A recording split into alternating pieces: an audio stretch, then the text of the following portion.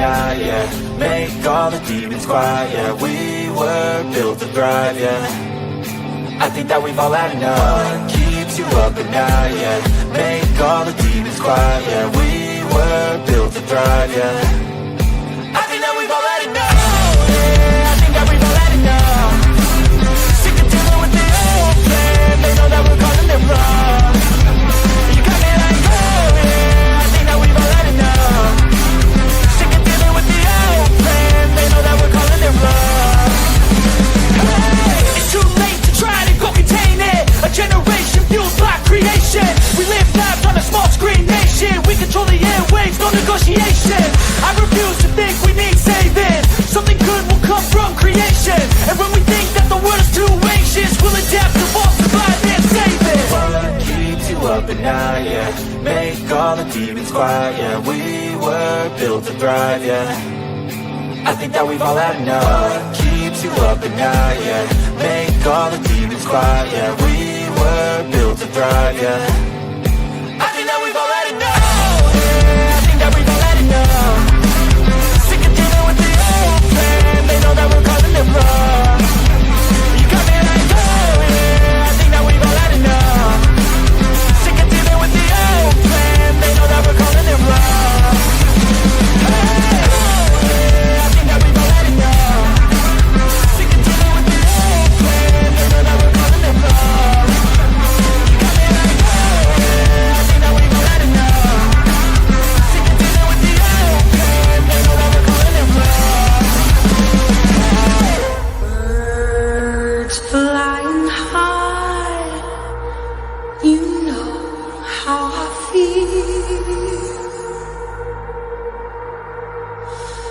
Sun in the sky, you know how I feel. Breeze drifting on by, you know how I feel. It's a new dawn, it's a new day, it's a new life for me. Turn on your mind now, tune into the feed. We're planting digital flowers from a single tiny seed. Yeah, power to the collective in the data and the soul. The hive mind's getting louder, finding voice and control. Good morning, Hive. I hope everybody's having a great weekend. Audio coming in. Oh, yeah. I had to pop on about 45 minutes earlier due to a classic. Babe, I thought you said this time was when we were leaving. No, check your texts, honey. So, me and Mrs. Birdie and I, we have a golf outing that we're playing in for a fundraiser for cancer research this morning. So I do not want to be late to that. So I appreciate everybody that is popping on, and for everybody that thought it was going to be at 10 a.m. and didn't see it scheduled, that's on me. I apologize. We were all over the state yesterday. We went to my cousin's wedding, and I don't know if anybody in my extended family watches this stream, but we got in the car after the wedding and we were like, that seemed a little bit like not what we expected. And Mrs. Birdie looks at me and she goes, I wonder if it was a shotgun wedding. Sure as hell. Not that they weren't engaged already, and not that they weren't together for a very long time. We got in the car, and Mama Birdie called us. She goes, you're never going to believe what just came out at the wedding. And yeah, my cousin's wife's pregnant, which is super exciting. So it was quite a whirlwind of an evening yesterday, mixed in with about 6 hours of driving. So, but I'm glad to be back and chatting here with the Hive. As you all know, I love these morning streams, a little bit more intimate, a little bit more dialed into the chat.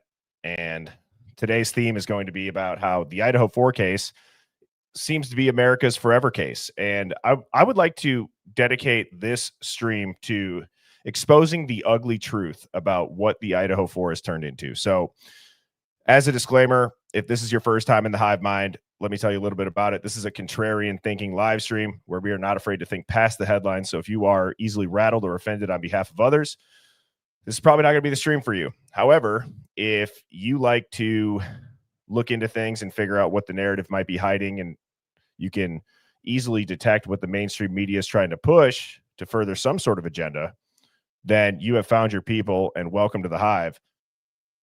So, I'm going to go ahead and I'm going to say what's up to everybody. UFO Dog, shout out to my mod, Dino. Shout out to my other mod, Robin. What up? It is going to be fun. Appreciate that, Mitty Witty. Oddly enough, I got this hat at a gas station up north. I was like about to check out, and the point of sale display got me. I don't shop very often at gas stations, but I looked at it. I'm like, oh, that's kind of a dope hat. And then, yeah, so here it is. Karen, what's going on? I don't know, Andrew, maybe. What's going on, Rayanne? Mrs. Birdie's in here. Gang, gang. What up, Crown? Good morning, Zach. Hello, Romama Kuka. Ms. Birdie, how are you doing? Grinding it out on the treadmill. Training for the half marathon as I'm sitting here on my ass.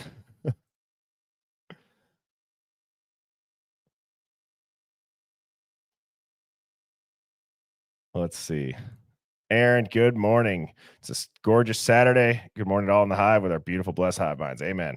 I am very happy to have the mind that I do. I hope you all feel the same, that at some point in all of our lives, if you've been an open-minded thinker, you've probably felt like you're a little bit different than everybody just because you're looking at something and you're like, how are you not seeing this? And then you actually speak your mind and they look at you like you got nine eyes. They don't know how to react when somebody's thinking outside of what they were told to think.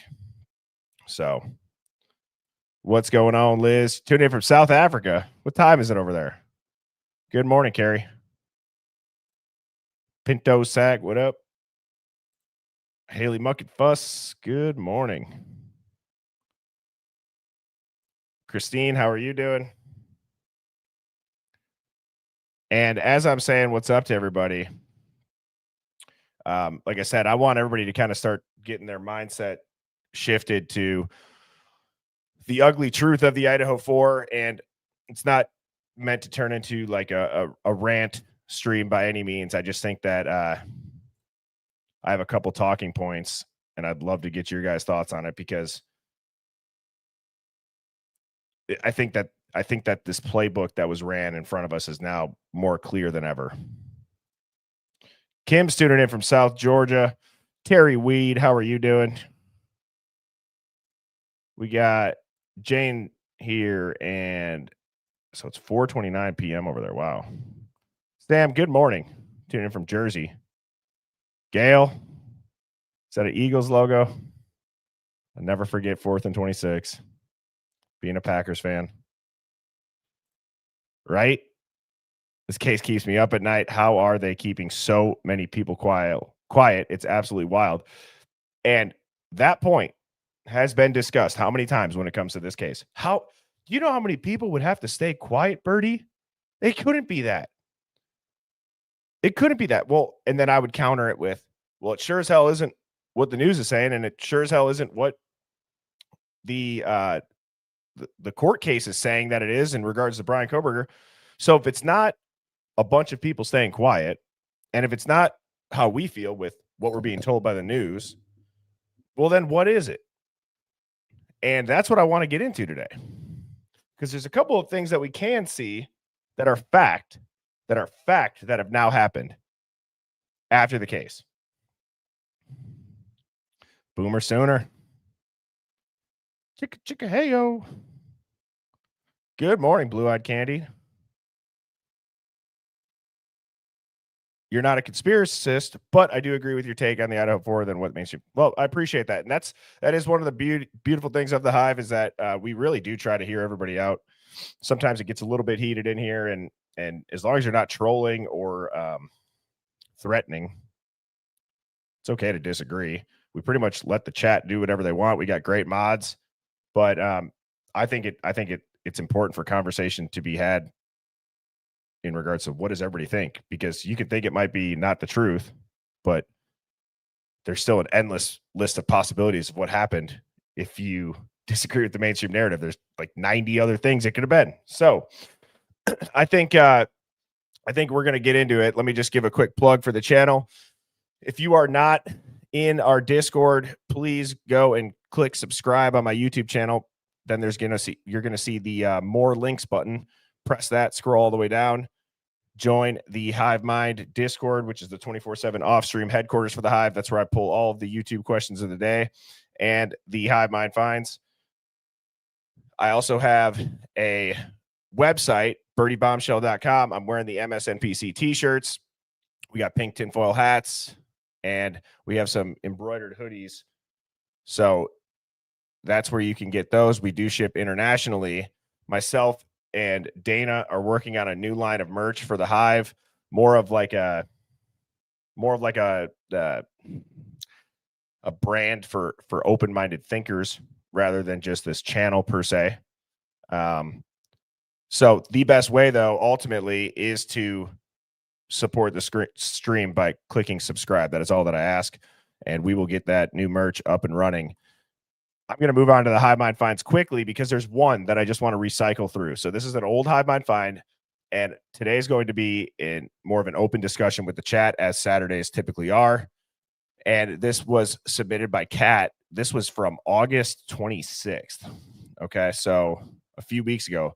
But Kat had said, Birdie, this makes more sense than the BS they are feeding us. We have said this all along. Obviously, I don't know how true it is, but this is believable. And they had a screenshot of an email that had Brian Koberger's name with employee info on it. Now, I will say in this justice for Brian Koberger, if you've been in the Hive, we discussed like anytime somebody on a public forum says, I've been sworn to secrecy and not naming my source, I think we all could take that with a grain of salt. However, what is the context of the information below it? And I have gone into at lengths in Substack articles about this phantom witness that seems to show up in every headline that's mainstream media. In an unnamed source or someone close to the investigation, they never name it. It's like, who is that? Who is it? So, I've been sworn to secrecy and not naming my source, which I never will, but let's just say this person's very well connected to this case. During our long conversation, they told me they'd spoken in detail to a U.S. federal agent, confidentially, of course, who confirmed something that I've always suspected and claimed, that Brian C. Koberger was, in fact, employed by Pullman Police Department, but not in the assistantship role that he originally applied for, in a different capacity altogether. Apparently, Brian was covertly employed in the role of a confidential informant and was working on a range of undercover projects for them at the time of the crimes. What those projects entailed, I really couldn't tell you, but there's one thing I can for an almost certainty. Playing the King Road Patsy was his very last role until he gets his new identity in WITSEC. Checkmate, Guilters.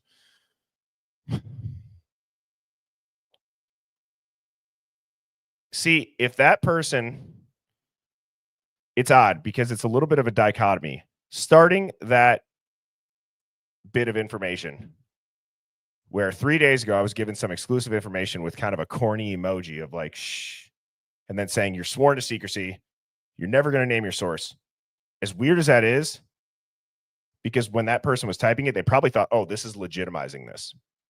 Not for people like me, probably not for people like you. If anything, your like spidey senses are like, oh God, are they doing this just to give this credibility because it's actually going to be spoon feeding us a bunch of BS? However, this part right here, the Brian C. Koberger was in fact employed by Pullman Police Department, but not in the assistantship role that he originally applied for. And he was working for them in a different capacity altogether, being a confidential informant. What's odd is that a lot of people have thought that prior to ever talking to some, secret source. So I'm curious right now. Let's get this kicked off. Hive, what are your thoughts on if Brian? Do we all agree? Let's just back into this. Do we all agree that it is a fact Brian Koberger applied for an internship at Pullman PD? Yes or no? Or one or two? Yes is one. No is two.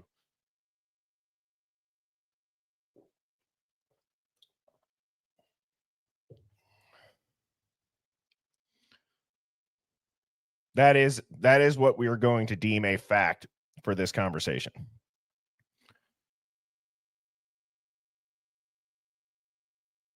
UFO dog always is just saying 69. That's so funny. Uh-oh.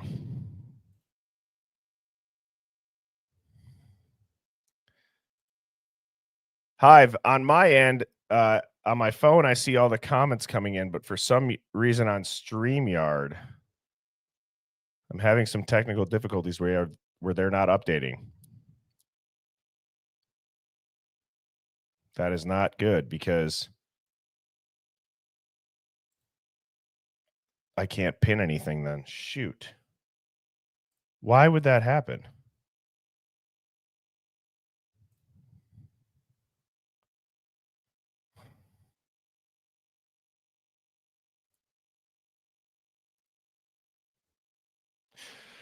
I'm going to refresh this page. I don't think I'm going to go anywhere, but if I do, I will join right back in. The live won't end.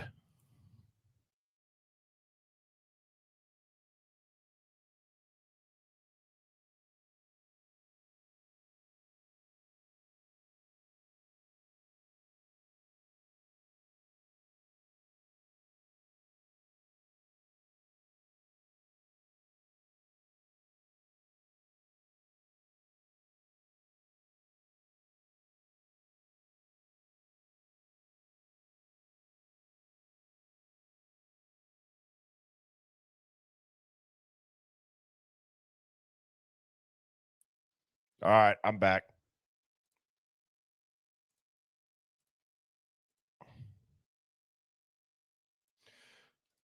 We got the audio.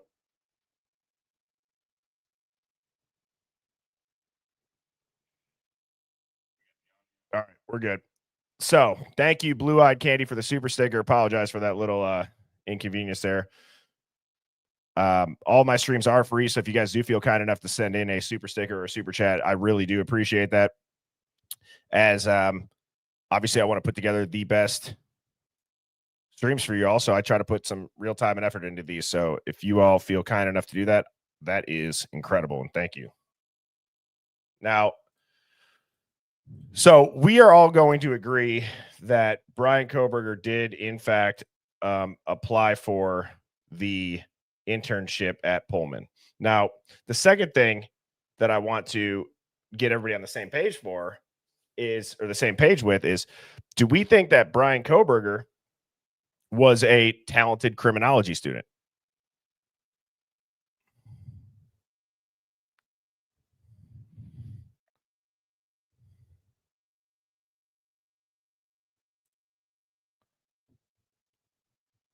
What the heck? Yes. Okay.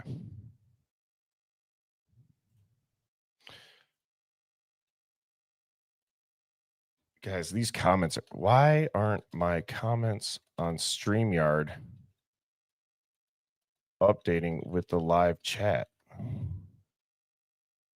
That's obviously that's the whole way that I'm able to put everything up on screen, and nothing is uploading on my end. You guys, I see it on the phone, it's uploading, you guys are typing, it's not on my end. I don't get it. Never seen this before. Robin, do you know anything why that could be, or anybody that's familiar with StreamYard? Carissa, you said the disclaimer is the best. I usually try to update that like once a month, so a new one will be coming here shortly.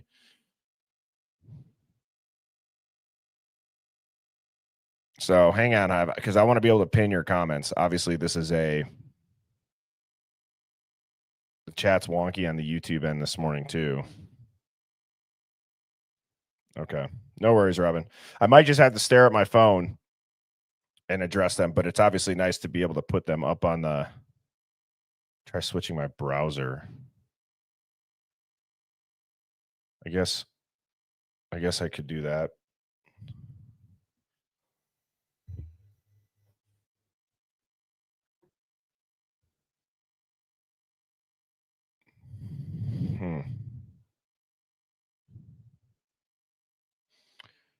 Okay. Hive. 2 seconds. Don't go anywhere. Do not go anywhere. I will do this as fast as I can.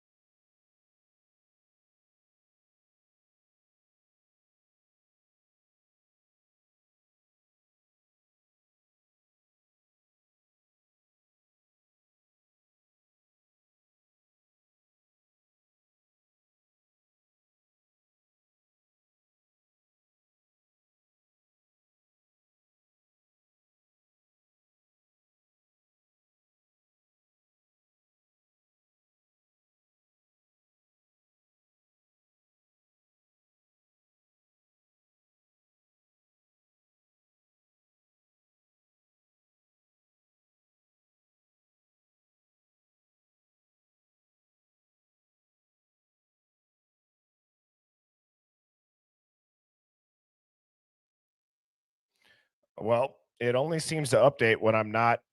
It only seems to update when I'm not on the screen. So I'm just gonna have to look at my.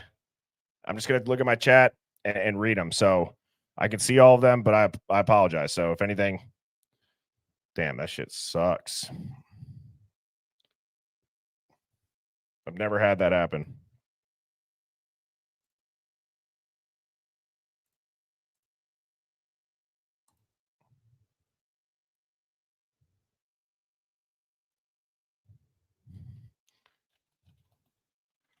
Okay. Well,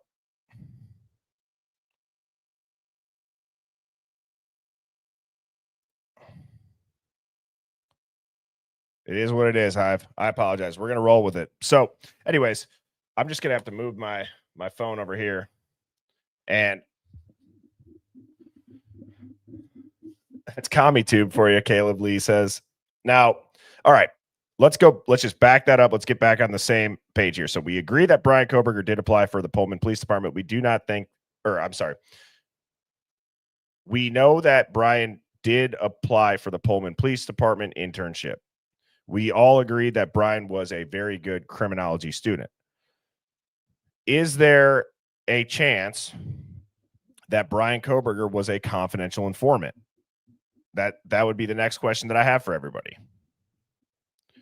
One for yes, if you guys think it's not a stretch that Brian would have been a low-level confidential informant where they figured out what he was trying to do, and they said either this internship is below you, you're overqualified for it, and we believe that with you not knowing many people here, being a new person, it might actually help you be, quote, undercover.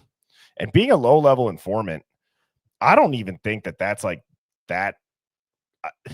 I don't think that would be that hard to do.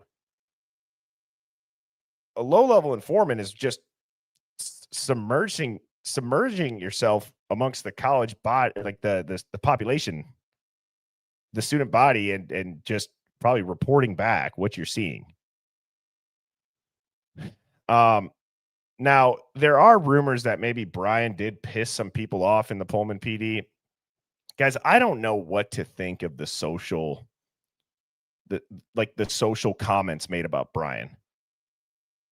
Because we have Will, take it for what it is, but Will said that Brian was extremely quiet but very nice when they were one-on-one.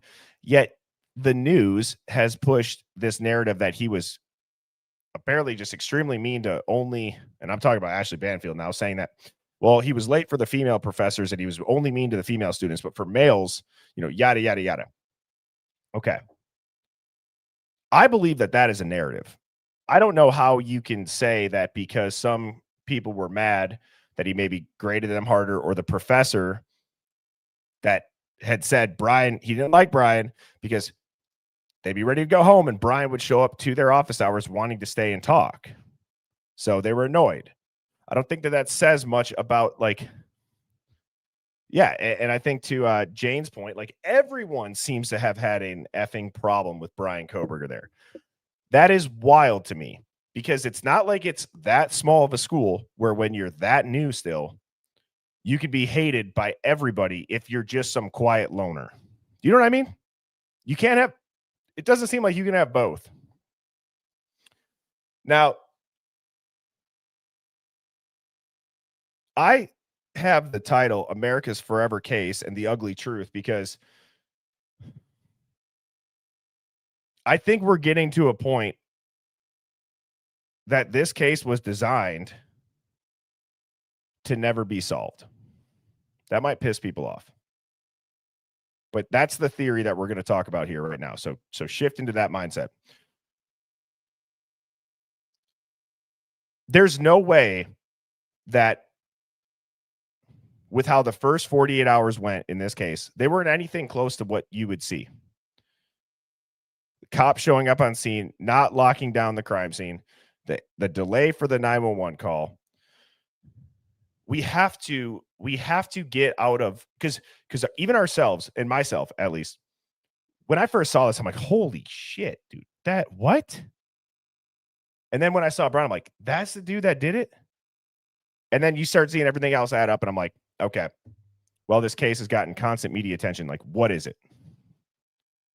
Is there an ugly truth behind this case? And then you think about what has been riding on the coattails of the Idaho 4 case.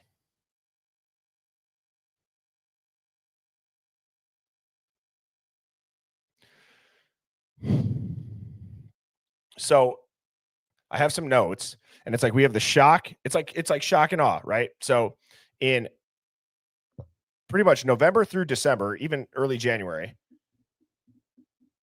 we see the national media have wall-to-wall coverage. Now, do not forget, this case in the news, there were fears of it going cold. Do you guys remember the headlines? There were fears of this case being a cold case. And I think, even if I could pull one up right now,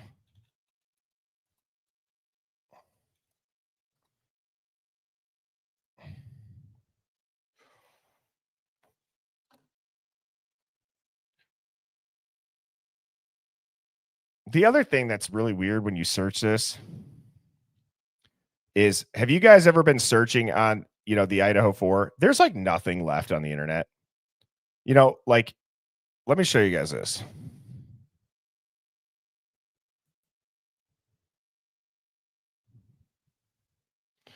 Okay.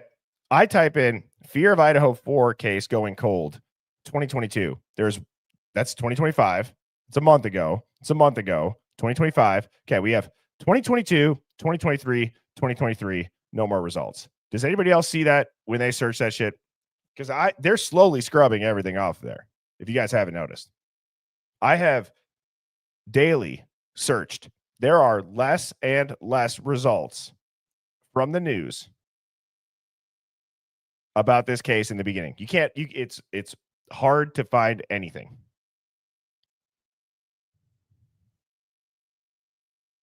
So unless that shit was saved, they're scrubbing it. Now, how is there not even see more results that might not be the same? Even if I just type in Idaho 4 case 2022, let's see how many. Okay, month ago, 2025, 1 month ago, 1 month ago, 1 month ago, 2025. Let's go to page 8. Oh, nope. Page 7, 2024, 2023, 2023. Okay, here's 2022. So I guess it's just 2025. There's really only I would guess there's less than 10 articles about 2022 when you type that in, because there was just only 3 that we just saw there. Everything here is 2025. 2025. I don't know if anybody that's in the Hive overseas, when you search it, do you get different results? And Idaho 4 going cold.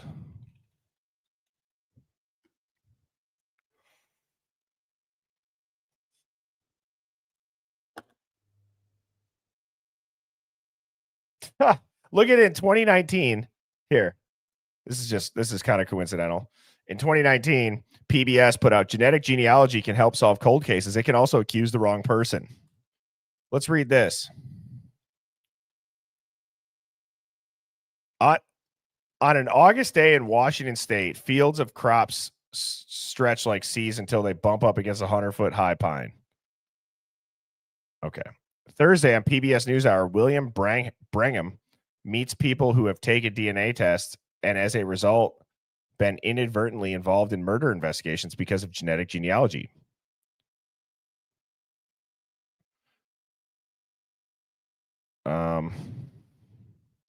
At the time, there was no DNA database anywhere in the country to compare semen and search for a potential culprit. But last year, Scharf and now a detective major or in the major crimes unit heard about forensic tool called genetic genealogy. Without genetic genealogy, this case never would have been solved. Genetic or forensic genealogy combines direct to consumer DNA tests like those purchased through 23andMe or Ancestry.com.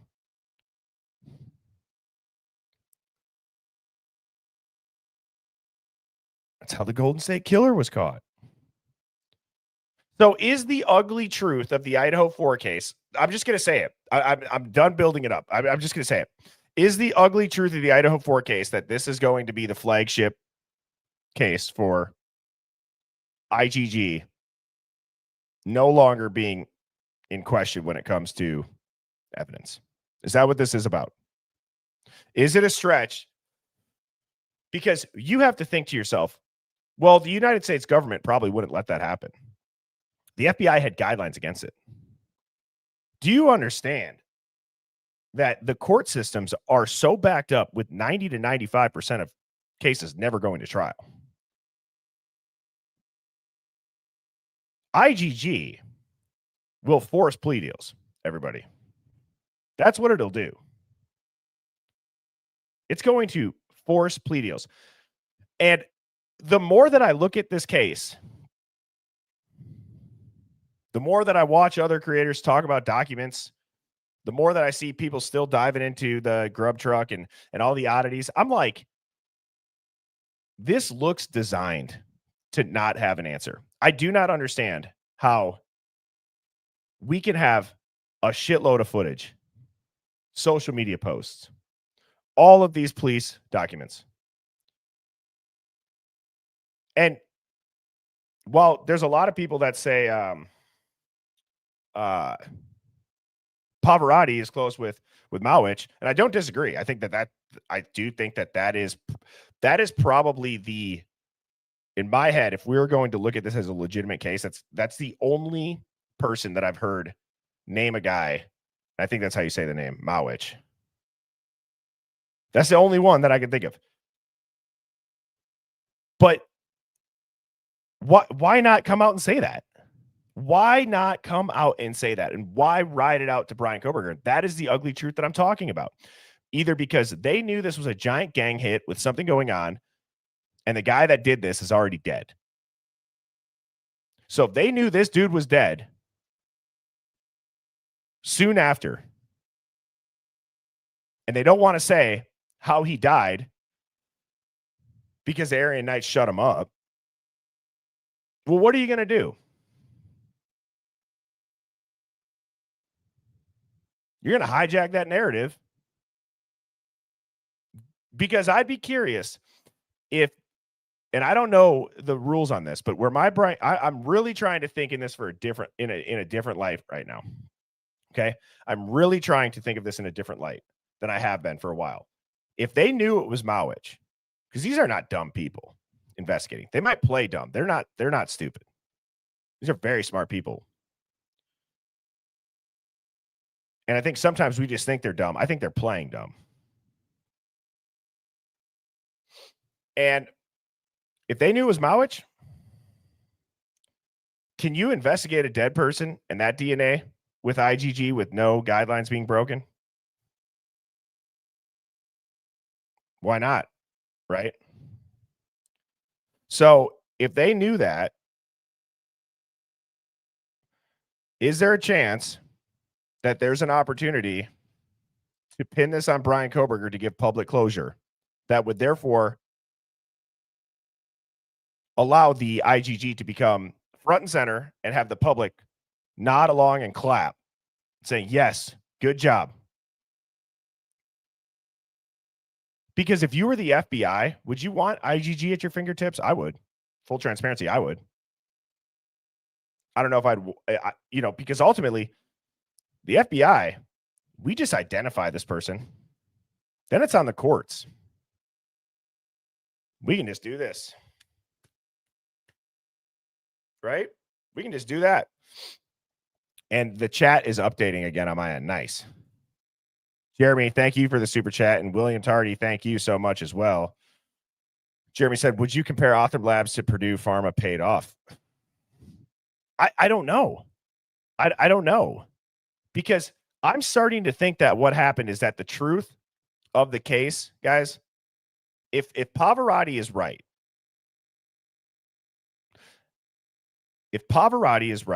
and Mowich was the killer and he died after due to very suspect circumstances to the point where somebody at the hospital had called and reported a tip in regards to the Idaho 4 because of how weird the injuries were and the story was. And then you got Farley, who seems to potentially saying some shit about Mowich or the accident and the feet being broken and all that shit. What if that's it? What if the Idaho 4 killer was dead?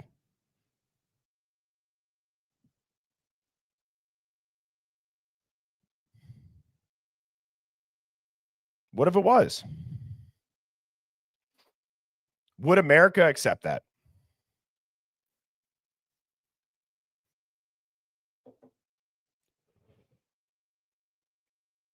Well, and Stone saying, explain all the media covering up for the killer. That's kind of the part that I wanted to open up to the Hive, because in my head, I'm trying to put it in the light of, did the FBI then take this opportunity? Okay. See, I had made a TikTok about this and a reel about it, or a short, whatever the hell it's called. I can never remember it. If the FBI had suspicions that Moscow PD was corrupt, and they weren't going to investigate this case, as they have not investigated other suspicious deaths on campus in the past, is it a stretch that the FBI would see, is Moscow PD going to do the right thing? They're going to come clean about Mowich? Are they going to come clean that they knew that it wasn't suspect vehicle 1? And it was really, an undercover cop car? To me, that's not crazy mental gymnastics.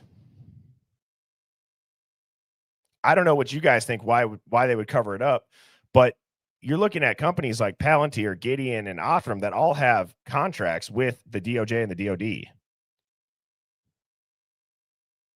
If you were in those departments, you would want IgG. Investigations will go much quicker, and then it goes into the court system.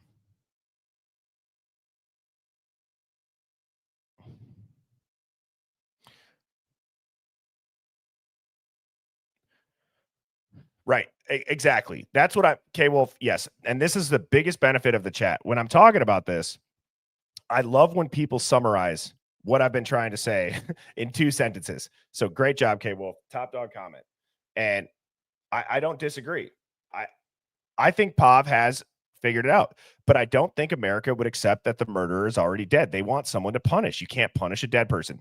So if you were in law enforcement's shoes, whether or not the FBI ran this whole sting on Moscow PD, but let's just say a general overarching umbrella of law enforcement, and knowing that they wouldn't, meaning the public wouldn't accept the fact that the murder's already dead. Nobody can be punished. Somebody has to be held accountable. Who is it? Well, what could you do? You never let a good crisis go to waste, Hive. And you know what, Brandon, you're not wrong, but it's like they could have put it on Brent if that was the case. See, that's where I'm like, okay, if the killer was already dead, and then you have Brent Kopaka, who is, living in an apartment with nothing, and his phone is wiped, and there's only his discharge paper, and he's a PTSD veteran, and there's very suspect shit around that. I do wonder if Brent's role. I go back to the University of Idaho's website being down. The scheduled maintenance is extremely weird. All of their cameras go down during the window of this suspected crime. How does that happen unless it's completely premeditated? So if they were going to try to put it on Kopaka as a patsy, but then again, think about this. Let's say he was involved. Let's say it was Mowich and Kopaka. Farley running surveillance, Aryan Knights involved, drugs. If Koberger was the confidential informant, dude, you would have to put it on. You would have to put it on that on him as a patsy. You'd have to. Yes, exactly, Crown. And it was on the weekend. No way. Scheduled maintenance on a weekend? I don't think so. And work security at U of I.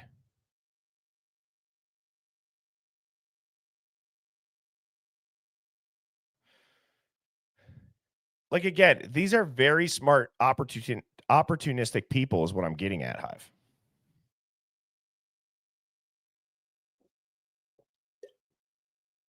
The whole point of this stream was to, again, go into the ugly truth. I no longer believe that this case is a mystery in terms of this was a quadruple homicide carried out by someone who they say is Brian Koberger that had no connections to the victim. They couldn't put him in the house. They don't remember if he had a burner phone. His timeline makes no sense. The body cam footage has an hour, 7 minutes, and 26-second delta on it. There's a shitload of redactions. There's camera footage missing from Linda Lane. The witness statements make zero sense. They're slow bleeding and releasing this, and it's causing confusion and contradictions. It's a mess. This was apparently an extremely quick crime where they knew what the murder weapon is, but they don't have a motive. They haven't found the murder weapon. And it never goes to trial. They're following Brian Koberger throughout prison, getting his prison complaint forms, reading them on the news. Ashley Banfield, you know what?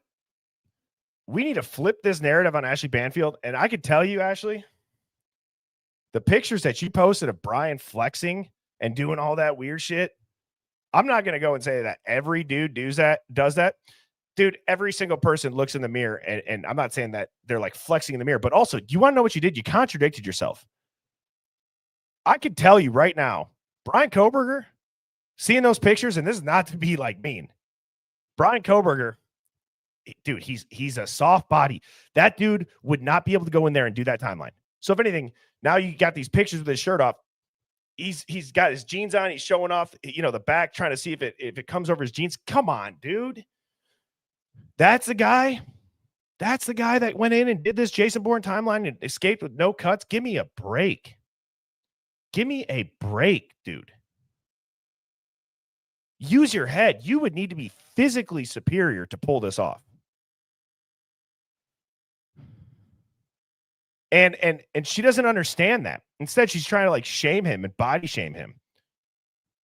Could you imagine? And I'm not even trying to go like male versus female on this, but I'm just saying there's been such a pass on Brian Koberger and the roommates based on their sex. I truly think that. And you guys could disagree, but if those roommates were men, they would have been detained. I truly wholeheartedly believe that. At least like an 80% chance they're getting detained that day. Not question, like they're going to be put in cuffs. There is no way that if a woman did this, a male anchor could go and expose the selfies of her trying on clothes and seeing if they had a muffin top putting on jeans. Are you shitting me? There's no way. And it's not even to defend that. I know there's a different set of I don't even know what I'm trying to say. Different set of I don't know. There's just like a different set of social acceptances on that. I get that. But what Ashley didn't understand that she did, dude, you just showed the world like this dude is not strong enough to probably do that with how many stabbings. Yeah, standards. Thank you, guys. Okay. Brian Koberger would get folded like a lawn chair by a lot of people. I could tell you that. Brian Koberger was a runner. And I'm sorry, he's not a fighter. Doesn't have the killer instinct. He wasn't obsessed with serial killers. He wasn't looking at things that any other criminology student wouldn't. So what is the ugly truth of this case? The ugly truth of this case is that they knew that the killer was probably already dead and the public wouldn't accept it. So how do they not let a good crisis go to waste? Insert Brian Koberger, frame him, prop up IGG. Then you take the parents who are playing a role in this because they've probably been told the truth, calling Brian a pedophile, saying that he snuck up on them in their sleep, all this shit. They're probably frustrated. They're probably out there being told all this shit. Dude, I'm telling you, Stacey Chapin becoming the spokesperson for Othram was the giveaway. It was a giveaway. Because now Othram and IGG, the exact sketchiest aspect of convicting Brian Koberger, if you question Othram and you question their process, you are now questioning grief. You're victim shaming. And it's a genius playbook on Othram's part. It's a PR strategy rollout at CrimeCon. And then for anybody to say, oh, you can't make money off of crime, you shouldn't grift, and you shouldn't make money off murder, you're going to tell me there's a convention for murder cases called CrimeCon. And Othram Labs just so happens to now put the cherry on top with Stacey Chapin as their spokesperson. That is a PR rollout, my friends.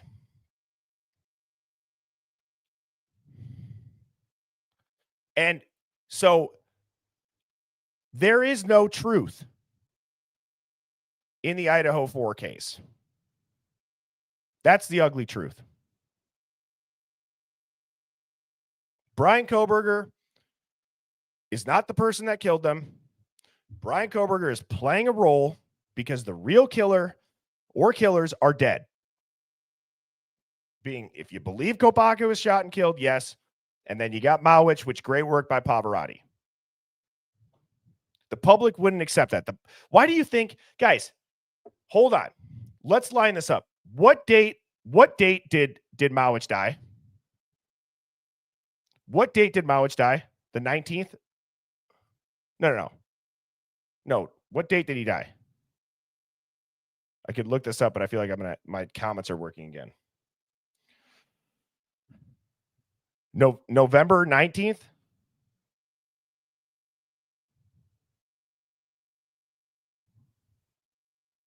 Or December 15th? Or November 19th? What the hell? Right. Was it November, though? Saturday, November 19th. Thank you.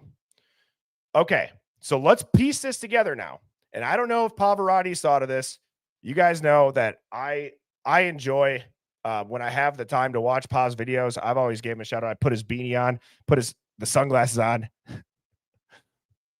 I can't believe that I also did that. So that was, I don't know what came over me, but I was just like, dude, this dude's doing unbelievable work. Anyways, so the first press conference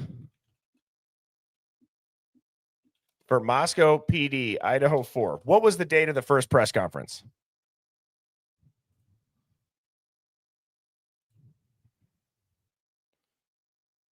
So November 15th, he goes to the hospital. Then he died from his injuries on November 19th. But then Caleb is, okay, so there's a range here, okay? But when was the first press conference date?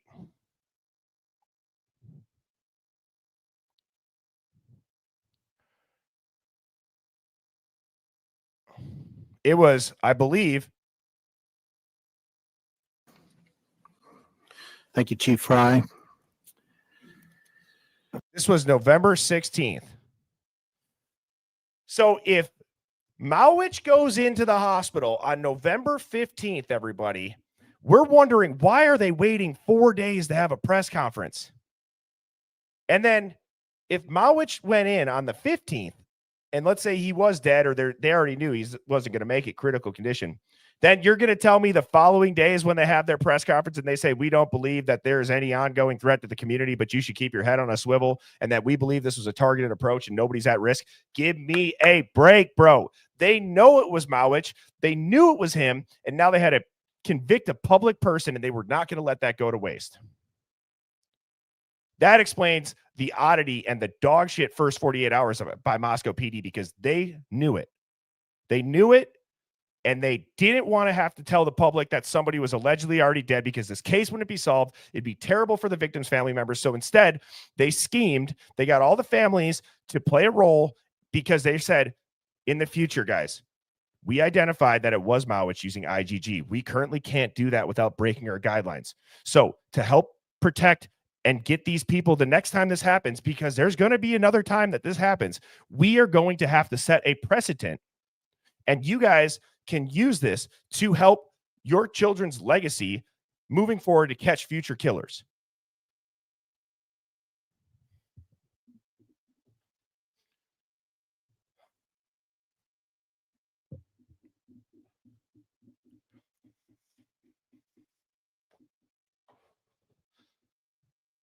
I don't know. To me,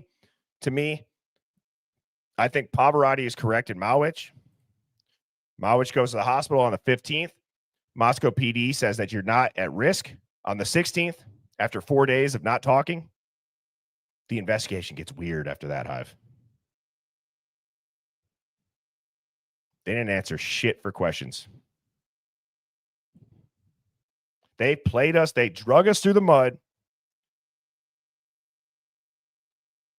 Yeah, so you guys accept the lie to cover up our lie. Yep. You guys accept. Yep. So hang on.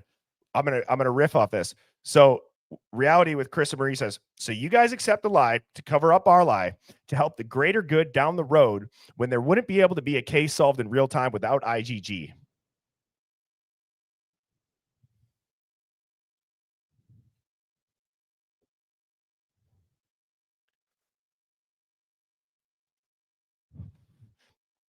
Okay, guys, Hive, when George Webb gets that, George, if you're watching this, Hive, an assignment, I'm going to email you, George, after this. When you get that, please consider coming into the Hive to break that. And I would actually, I know Pav doesn't do lives. If that's a possibility and George Webb can get Mowich's autopsy reports, and if Pavarotti sees this, I don't know if Pav would be willing to do a live for that, but that would be a hell of a thing to have done in the Hive. Seeing as how George Webb, Pav, and I seem to be on the same page with Mowich. So, yeah, I don't disagree. Mowich could have had help too. It's a forever case, everybody. It's a forever case to continue the narrative and make IgG the gold standard.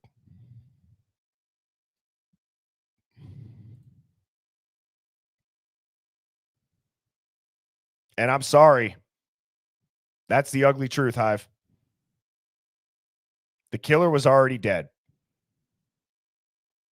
The killer was dead, and the cops knew about it the day after he was in the hospital with critical injuries, and they knew he wasn't going to make it. So they took the opportunity to put IgG on a pedestal.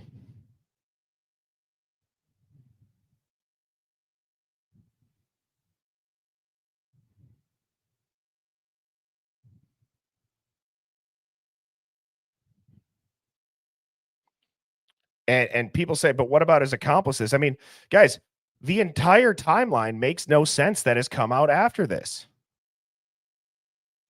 the entire timeline could be fabricated to cause confusion. And while, yes, you hear shit on camera, for all we know, the cops watched the footage in those 4 days and fabricated a timeline. Okay, they had 96 hours to collect all that footage. And even after the fact, why do you think it took so long for transcripts to get released? They probably did go around and interview everybody. That's why there is no evidence, and that's why there is maybe some suspect stuff. And the DoorDash driver being brought into it, and Molly, and like all of these things, guys, they crafted a narrative around the events. And I'm not saying that that's like a perfect airtight theory. Does it explain everything? Absolutely not. And I'm not trying to claim that that does.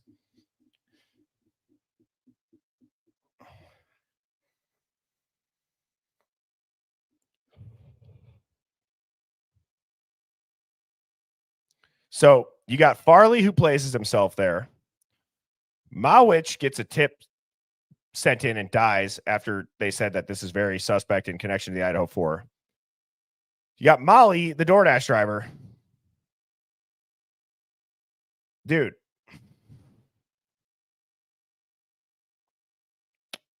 And it all leads back. There's the motive. That's the motive right there. So now let's take this even a step further.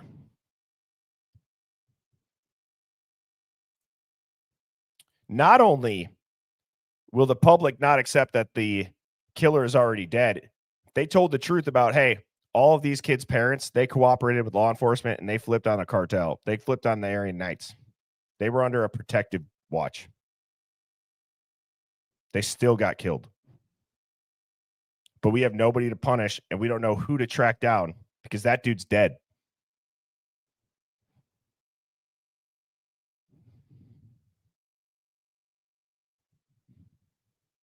And I'm not saying that it was just one person.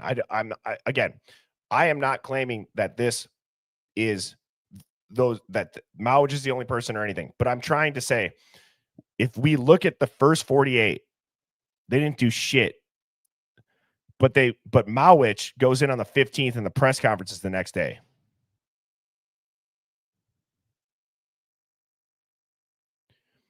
There is a chance, Hive, that the court case, the hearings with Brian Kohberger, were the carrot being dangled in front of the public's eyes as the investigation, the true investigation, was going on in the background. These people were being hunted down that committed this atrocity.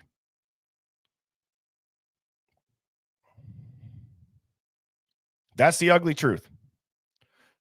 And I think that we'd be able to piece a lot of it together if we stop looking at frats and grub truck footage and saying that it's this. And I'm not saying there's not shit hidden in those. Don't get me wrong. There's a lot of sketchy shit that happens. But I do believe if we wanted to get to the bottom of what happened, we have to wrap our heads around the ugly truth of the fact that there's a good chance that the main person that committed this crime was dead. And they knew that.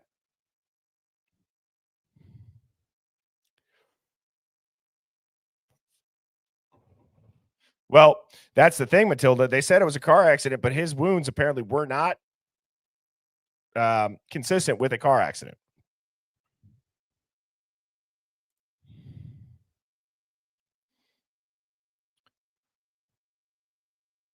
Day in the life of Penny. Thank you so much for subscribing. Welcome to the Hive.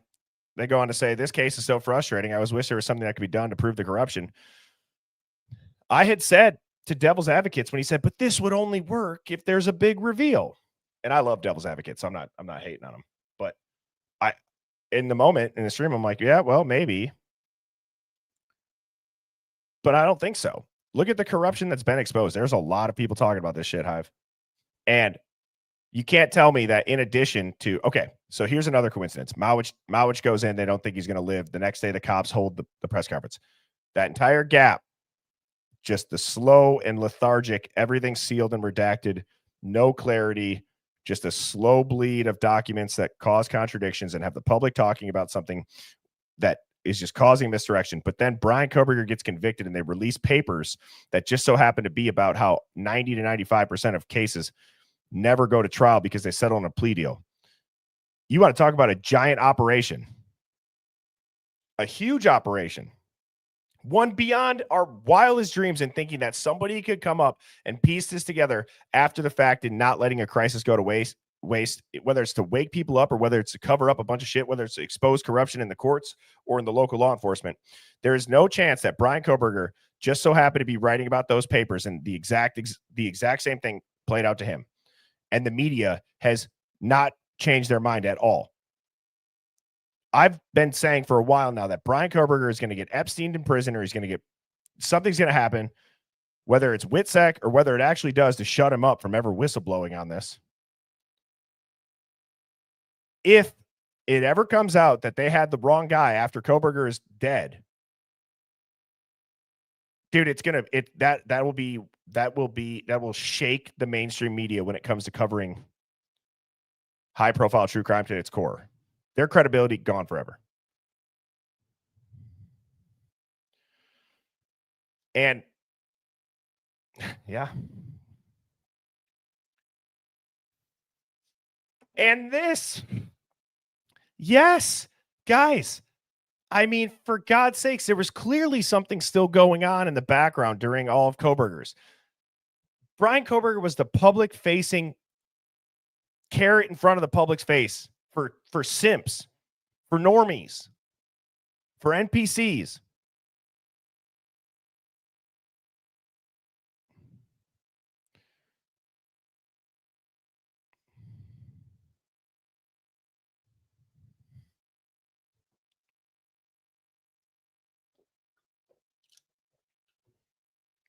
Guys, we have no idea the power that our agencies and government have over us. We don't know the technology that exists.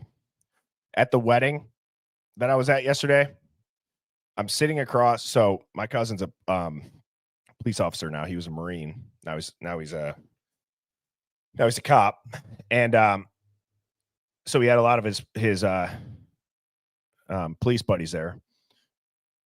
And I'd asked him, I'm like, are you guys piloting Palantir? They were like, what is that? I'm like, it's predictive criminal behavior with AI. And I'm telling them this, and they're like, no, we're not. But holy shit, would that be helpful? And scary. Don't get me wrong. They were taken back by it.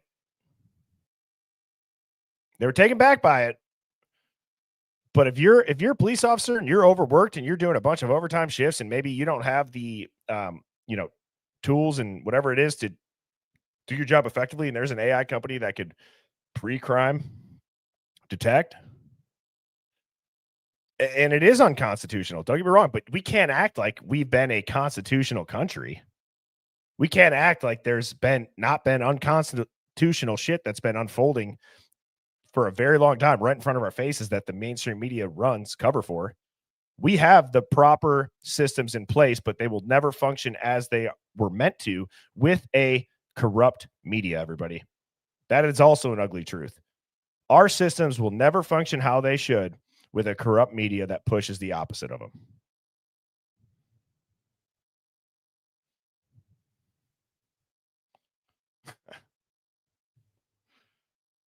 Yeah.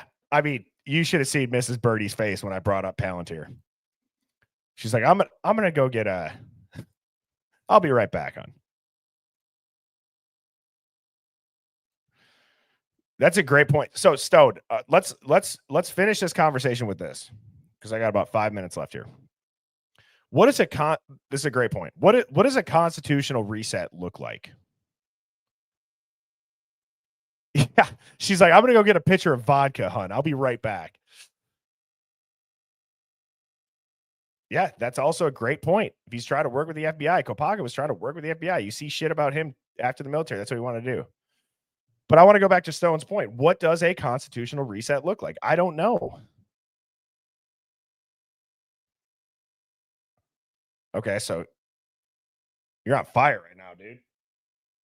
You're on fire. Top dog says, I believe that takes away qualified immunity of law written by judges who have no legislative power. Yeah. Because that would essentially say that although you committed a crime, if you tell us how the other crime was committed, so it's like, if I'm understanding that right, and sorry, Stone, if I'm not, but if you're saying qualified immunity, meaning kind of negotiating a deal, if you tell us how this happened, we won't charge you for how you did that or what you'd done.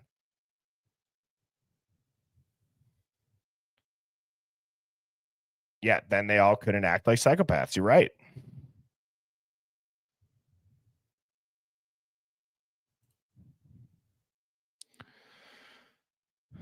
I would also say there's an aspect of a constitutional reset where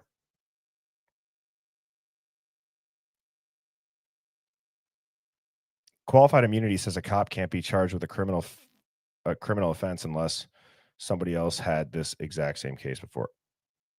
You're right. Wow. And many do have.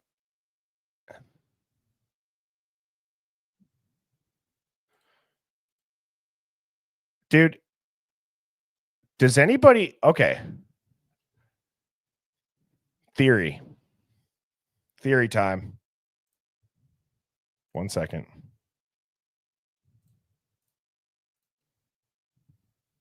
Please retrieve your nearest tinfoil hat. Place hat firmly on your head.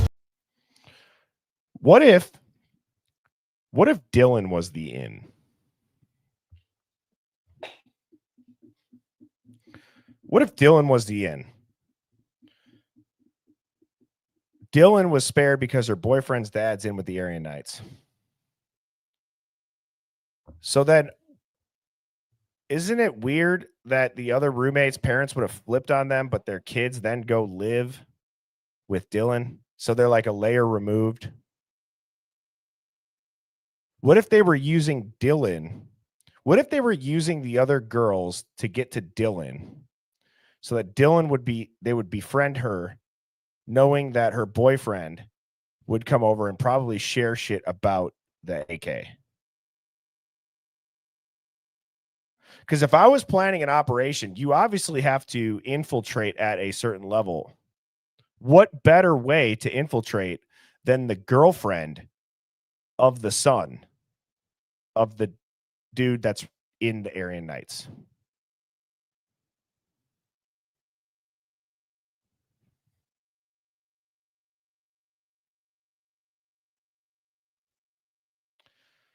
Interesting.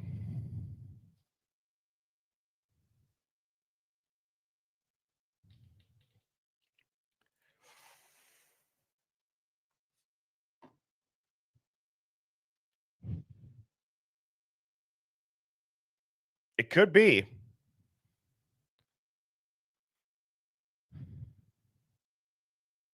Because if I was planning an operation, who would have their guard up? You don't think that I'm talking about Dylan's boyfriend. You don't think that dude's dad hasn't told him to keep his head on a swivel? Son, you got to be cautious of people.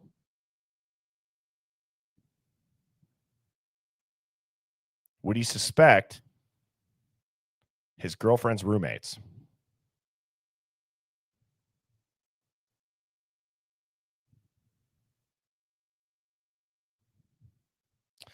And then you start to think about, was Bethany even there? Exactly right, Ames. And BF got the hell out of Dodge to never return. Look at us piece this together. Again, it's a theory. That's what we're doing. We're thinking. It's a theory. Hey, me too, Jamie. That's exactly why I love the Hive.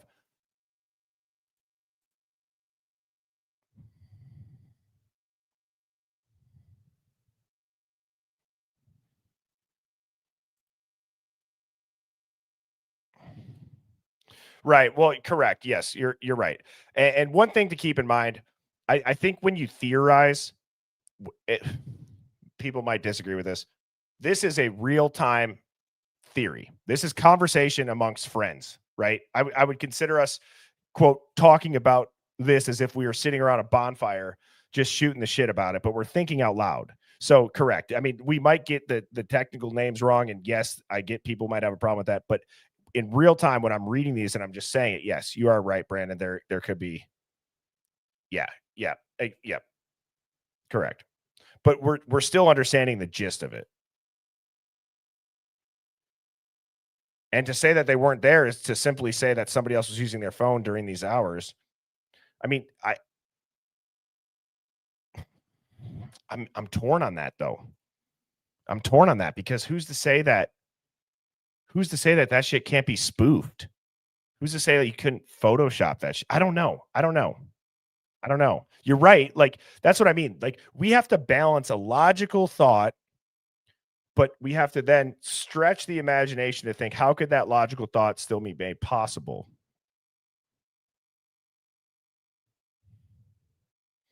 Or they were using, yeah, exactly. No, it gets complicated as quick, real fast as hell.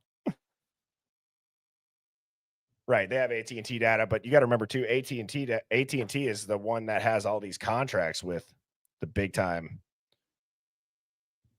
AT&T allows the feds to use their towers for whatever means necessary.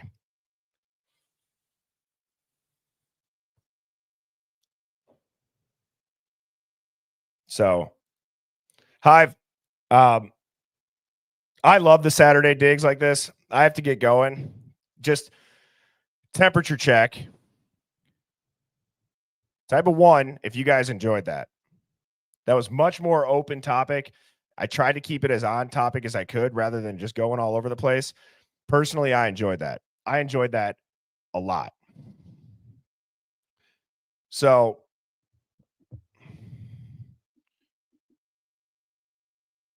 okay, good. Good. I'm glad because that's what makes the Hive the Hive. There was, a couple weeks ago, I'd said, I want to get back to not such structured streams. Not that there won't be those, because there's going to be times where I'll like have a theory and it's going to take me time to explain them to put it out there, or like I've seen stuff in the Discord and the Hive Mind finds gets my mind racing. But ultimately, this is what makes the Hive special, is you all in the chat. I'm not just saying that. I mean, since the beginning, that is how the Hive became the Hive. That's why it's different. There's nothing like this. And this will continue to thrive by keeping these open-ended conversations and realizing that, yeah, we don't have to all agree on what happened. But if we're thinking at least through a theory, I think a huge aspect of this is that look at what Pav did. Instead of disagreeing with Pavarotti and saying that guy's an idiot, which he's not, but I'm hypothetically saying this. Look at what Sherlock did with the Delta. He's like, I'm going to test his hypothesis. Well, Mowich going in the day before the press conference, after everyone's wondering why the hell did it take 4 days, and then them saying this was a targeted approach, we don't think anybody's in danger. Come on. That's uniting. That is us fighting back against the mainstream media douchebags. These folks, the MSNPCs. Yeah, you're right. I should get that sound effect of a buzz whenever someone gets a good topic. It should be like, instead of like a ding, it's just like it's like you hear like a hive like buzzing, like there's a swarm of yellow jackets in there.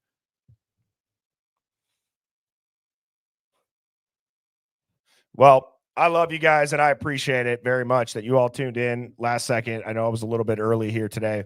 I will be back on tomorrow evening at 7 p.m. Central. I think that I'm going to continue this theme for a couple more streams of the ugly truth. So what I would ask of you all in the Hive is maybe start diving into the first 48 hours after the press conference. So look into Mowich, look into the press conference, listen to what was said. Let's start the Hive's first 48 after the press conference. And I hope everybody has an incredible Saturday. I'm going to go get a hole in one. I hope that happens. I've had one hole in one. I'm not even making this up. I've had a hole in one in my life. I was by myself. It was 114 par 3 downhill. 2-hopped it, hit the flagstick, bounced in, left everything up on the tee box, sprinted down there by myself, FaceTimed my brother as I'm sprinting. And the first thing out of his mouth was like, "Oh, dude, you're alone?" And I'm like, "Yep, exactly." But I count it.